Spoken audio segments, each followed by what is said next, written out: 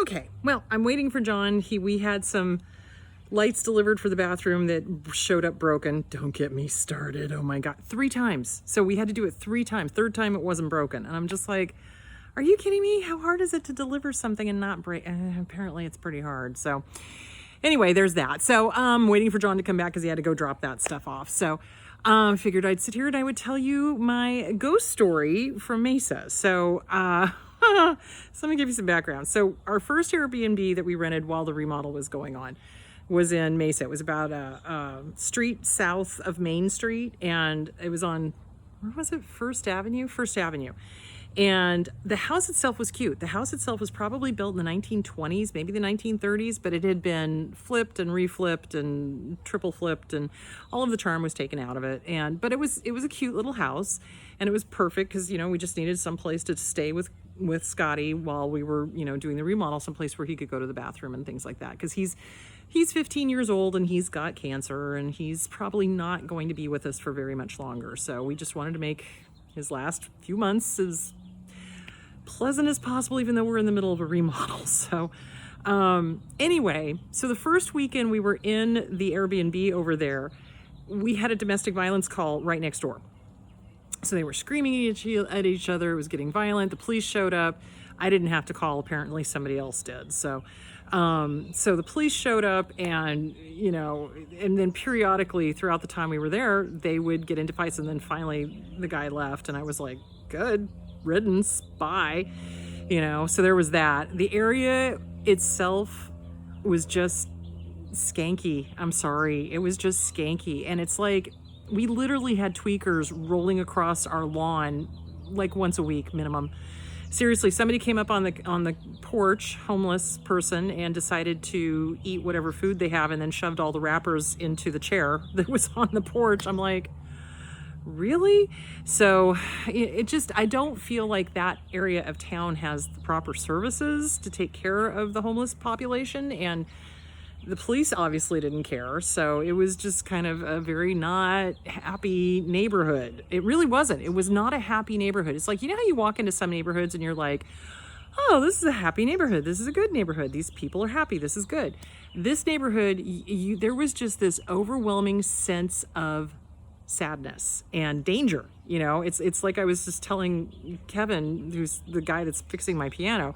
I said, I've stayed in major cities all over the world. I've been in New York City. I've been on the subway. I lived in Los Angeles. I felt safer in one of those cities at 2:00 in the morning by myself than I did it in Mesa at any time during the day. It just was not a safe feeling neighborhood. So John and I move in, and immediately we both started having nightmares. And then suddenly Scotty was not sleeping through the night. So Scotty has always slept through the night. He's one of those dogs where it's like, sun goes down, he's done his business, he's good to go, he's out, right?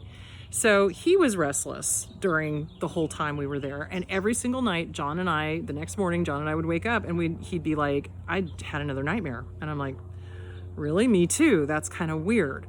So towards the end of our stay, it was, and I like, saged and everything, not with the burning, I did the spritz one. So, saged it, made it as safe as possible. That kind of helped a little bit. And then towards the end of the stay, John had to go to Los Angeles to go to our friend Eric's wedding.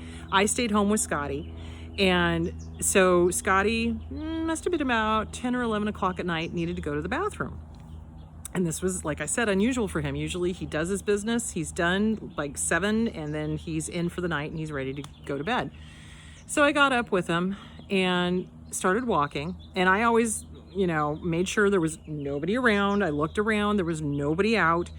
And so we started doing our normal little walk where he would kind of walk down the sidewalk, and there was like a green space in between the sidewalk and the road.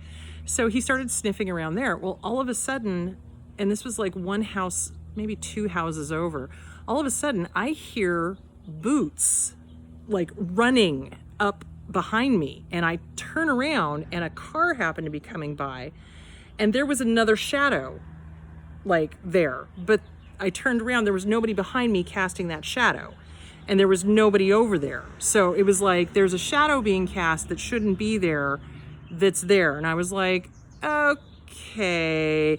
And so Scotty is intent on doing his business, And I turned back around. I immediately called on St. Michael. I was like, St. Michael, give me your shield, give me your sword, because something weird's here. And I hear an audible sigh.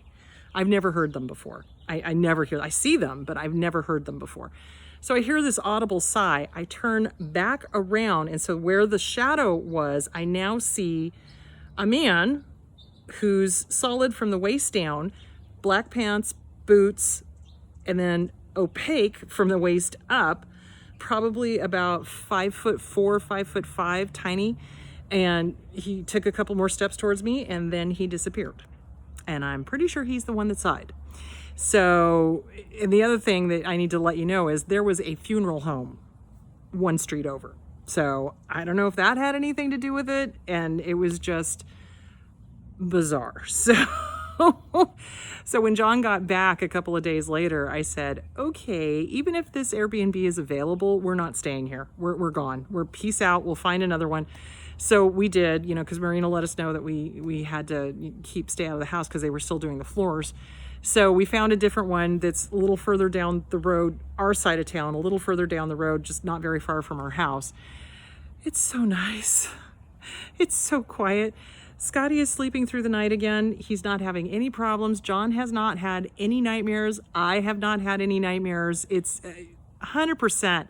There was something spiritually wrong with that area of town. I don't even know how to describe it. It felt dangerous. It felt hopeless. It felt evil. It felt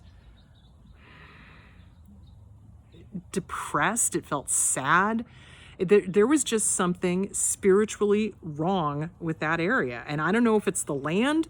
I don't know if it's the area. I don't know if it's because there's so many homeless people there. I don't know if it's because there's not enough services. I don't know. I don't know what's causing it. All I know is I could not get out of there fast enough. So, hi, Mike. So anyway, so that's my ghost story. So I'm going to talk to my neighbor. All right, I'll talk to you later. Bye.